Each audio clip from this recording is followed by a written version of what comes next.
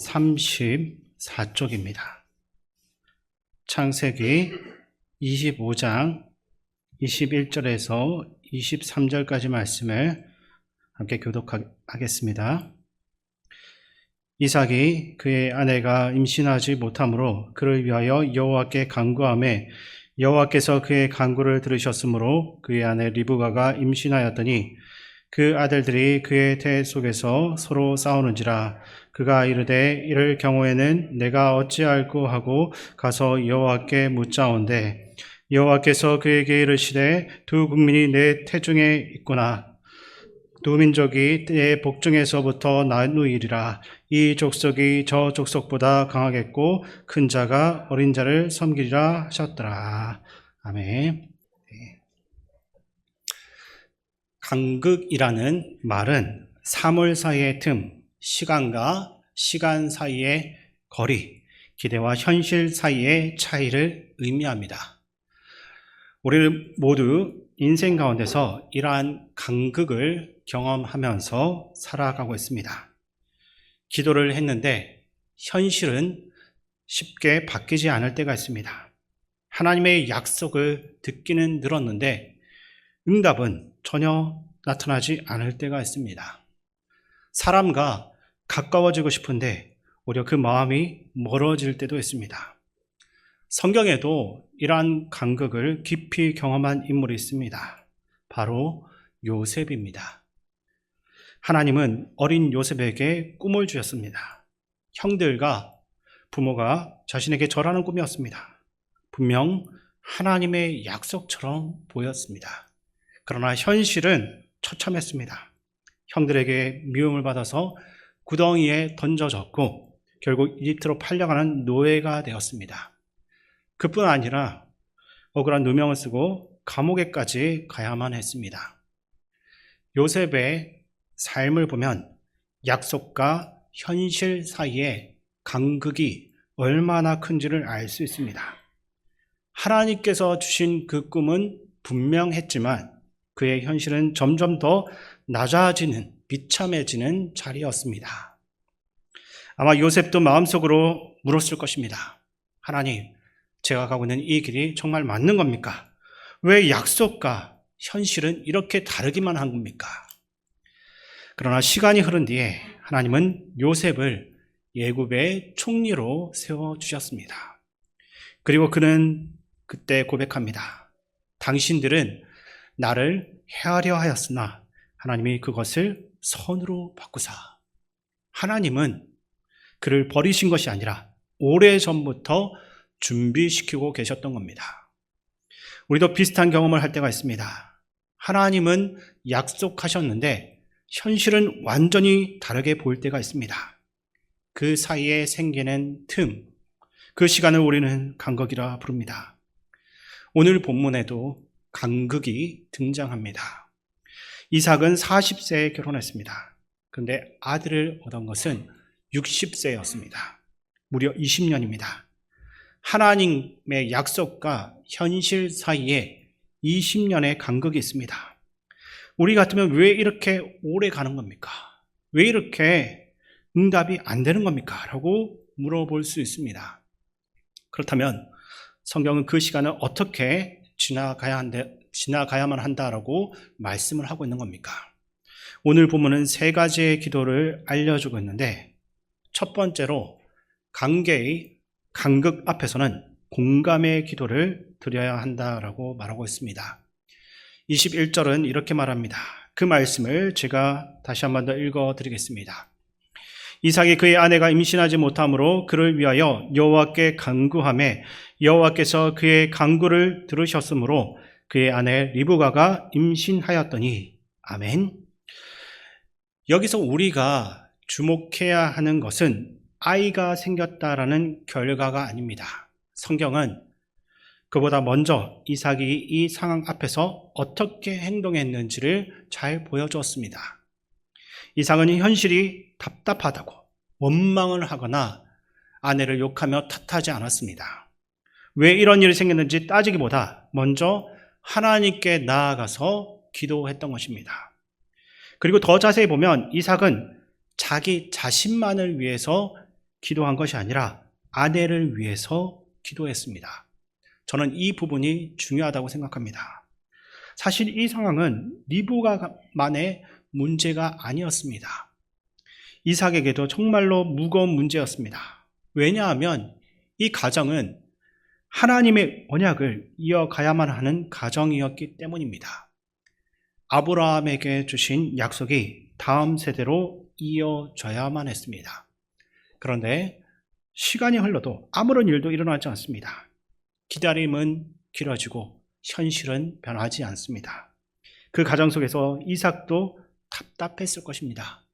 왜 이런 일이 우리에게 생기는 건가?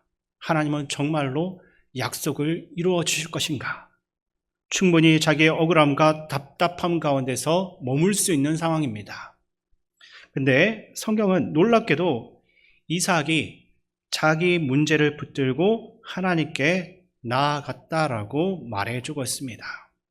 그를 위하여 여호와께 간구하매라고 나와 있는데, 적어도 이삭은 자신의 부담보다 먼저 함께하는 그 아내의 아픔을 생각했습니다.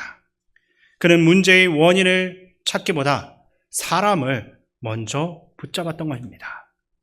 상대방을 고치려고 하기보다 하나님 앞에 함께 섰습니다. 이것이 기도의 중요한 모습입니다. 우리는 어려움을 만나면 자꾸만 인간적인 방법으로 해결을 해보려고 합니다. 누가 잘못했는지 따지고 왜 이렇게 되었는지 분석하고 상대를 바꾸려고 합니다. 하지만 하나님은 때로는 문제를 해결하기 전에 관계를 회복시킵니다. 그리고 그 시작은 공감으로부터 옵니다. 기도는 상대를 내가 원하는 방식으로 변화시키는 기술이 아닙니다. 기도는 상대의 자리에 내가 함께 서는 것입니다. 그 사람이 느끼고 있는 두려움을 함께 느껴보고 그 사람이 흘리는 눈물을 외면하지 않고 하나님 앞에서 올려드리는 거라 할 수 있습니다. 생각해보면 관계가 멀어지는 이유들 대부분은 복잡하고 큰 문제들이 아닙니다. 같은 어려움을 겪고 있지만 서로의 아픔을 보지 못하기 때문입니다. 부부들이 자꾸 그럴 때가 많습니다. 같은 집에 살고 같은 공간에서 생활을 하며 하나의 이불을 덮고 잠을 자더라도 서로가 가지고 있는 외로움을 알지 못할 때가 있습니다. 부모와 자녀도 마찬가지입니다. 늘 함께 있지만 서로의 두려움과 아픔을 이해하지 못하는 순간들이 있습니다. 교회 공동체는 또 안 그렇겠습니까?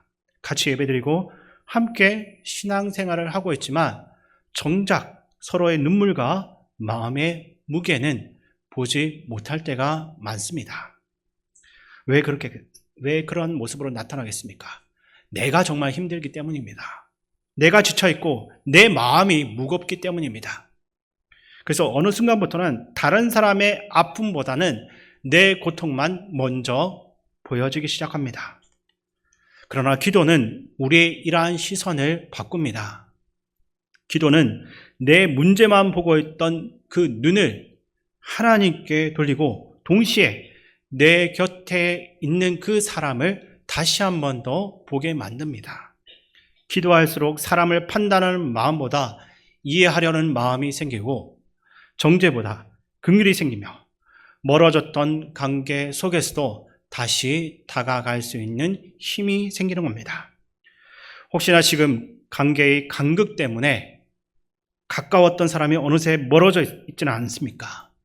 그 관계 속에서 서운함과 오해가 반복해서 쌓이고 있는 분들이 있는 겁니까? 그럴 때 먼저 이기려고 하지 마시고 누가 더 옳은지 증명하려고 할 필요가 없습니다. 관계는 우리의 논리로 회복되지 않습니다. 상처 입은 마음을 이해하려는 사랑과 먼저 다가가려고 하는 겸손을 통해서 다시 이어질 수 있습니다. 먼저 상대방을 이해하려고 기도해야 합니다. 하나님, 나의 마음만 보지 않게 하시고 저 사람의 마음도 볼 수 있게 하여 주시옵소서. 이렇게 그의 눈물을 하나님 앞에 올려드릴 수 있는 공감의 기도를 시작해야 됩니다. 그 기도가 하나님께서 일을 하시며 관계를 회복시키는 시작점이 될 수 있습니다. 두 번째로 생각을 해 보아야 할 문제는 시간의 간극 앞에서는 인내의 기도를 드려야 합니다. 20년, 정말로 짧지 않은 시간입니다. 20일도 정말 길게 느껴질 때가 있는데 20년 동안 기다린다는 것은 결코 쉬운 일이 아니었습니다. 이삭과 리브가는 하나님의 약속을 받았던 사람입니다. 하나님은 분명 언약을 말씀하셨습니다. 하지만 현실은 아무것도 변하지 않았습니다. 시간은 자꾸만 지나가는데 응답은 나타나지 않습니다.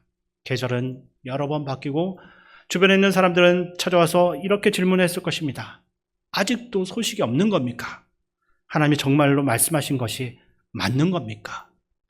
어쩌면 이삭의 마음에도 똑같은 질문들이 지나갔을 것입니다.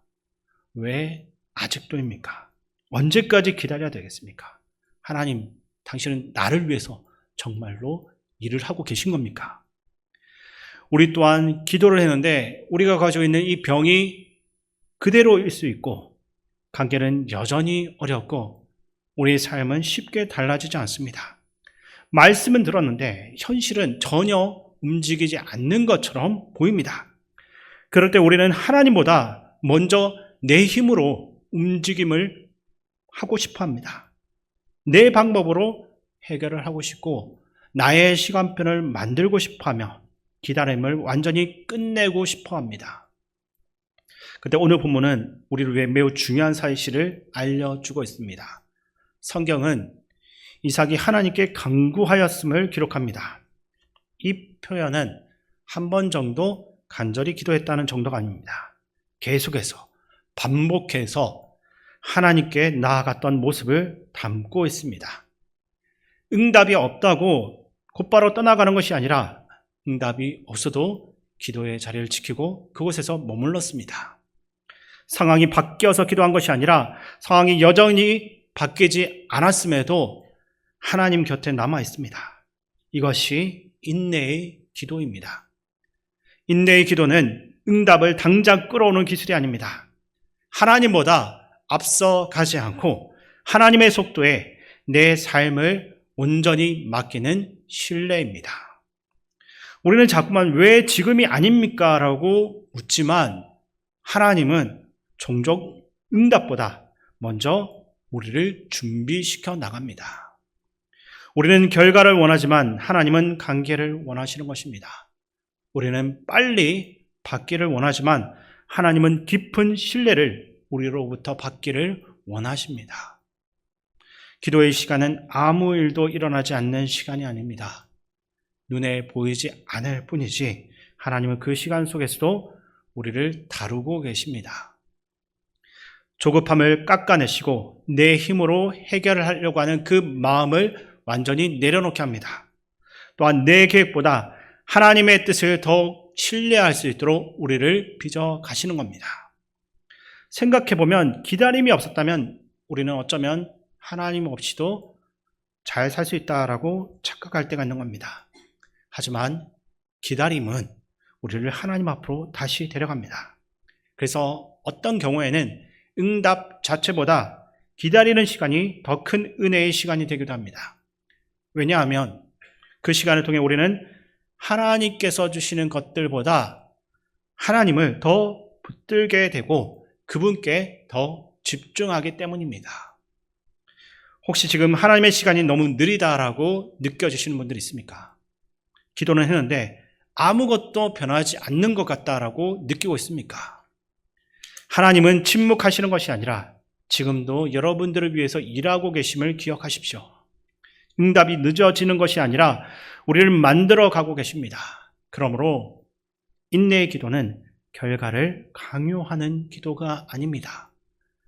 하나님이 가장 선할 때 가장 좋은 것으로 역사하실 것을 신뢰하며 끝까지 하나님 곁에 머무는 기도입니다.